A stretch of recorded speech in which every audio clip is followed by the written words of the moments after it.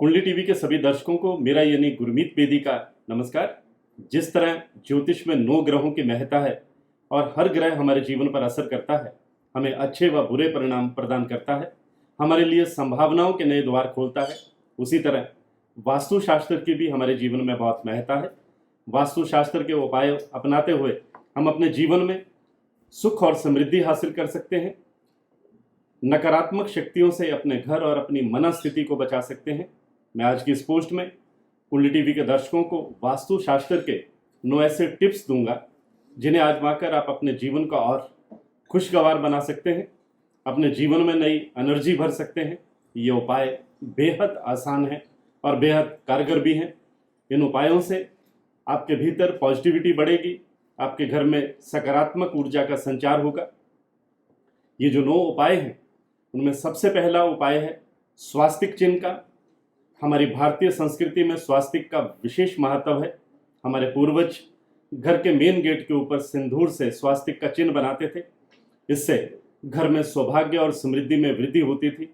वास्तुशास्त्र के मुताबिक main gate के ऊपर स्वास्तिक चिन्ह बनाए जाने पर रोग व शोक में यानी दुख में कमी आती है, चिंताओं का निवारण होने लगता है।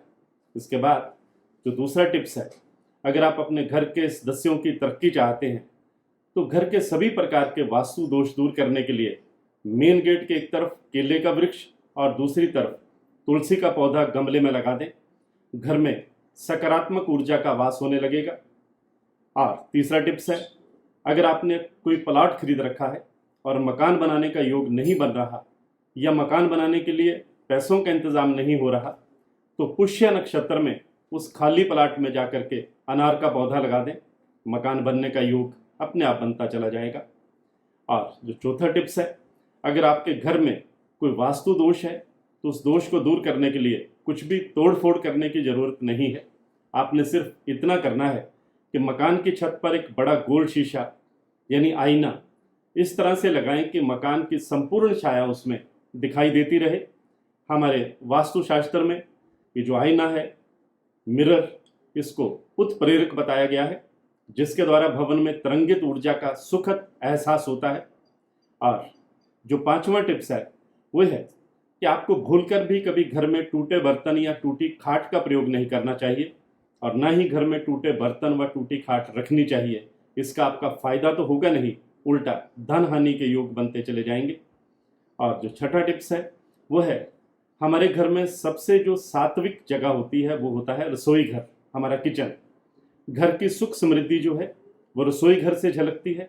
अगर रसोई घर गलत स्थान पर है तो अग्निकोण में आप एक बल्ब लगा दें और हर रोज ध्यान से सुबह शाम उस बल्ब को जरूर जलाकर रखें।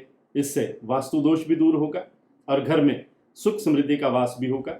और 7वां टिप्स है, घर के द्वार दोष और वैध दोष को दूर करने के लिए शंख या सीप मौली में बांधकर आपने दरवाजे पर लटकानी है। बस इतना सा उपाय है और आपका घर सकारात्मक ऊर्जा से सराबार हो जाएगा।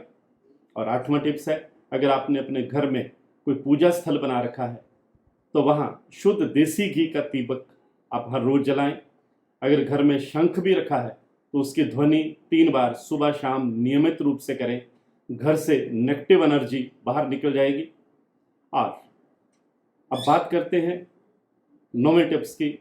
सिंपल सी बात है, वास्तुशास्त्र के अनुसार आपको सिर्फ इतना करना है, अगर आपने अपने घर के देवालय में यानी पूजा स्थल में देवी देवताओं पर फूलों के हार चढ़ा रखे हैं तो हर दूसरे दिन पुराने हार हटाकर नए हार भगवान को अर्पित करना चाहिए। अगर आप वास्तुशास्त्र के ये 9 उपाय करेंगे तो आप खुद महसूस करेंगे कि घर में किस तरह पॉजिटिव एनर्जी का फ्लो आ रहा है और किस तरह आप धीरे धीरे अपनी समस्याओं से मुक्त होते जा रहे हैं। आज की पोस्ट में बस इतना ही। मैं गुरमीत बेदी।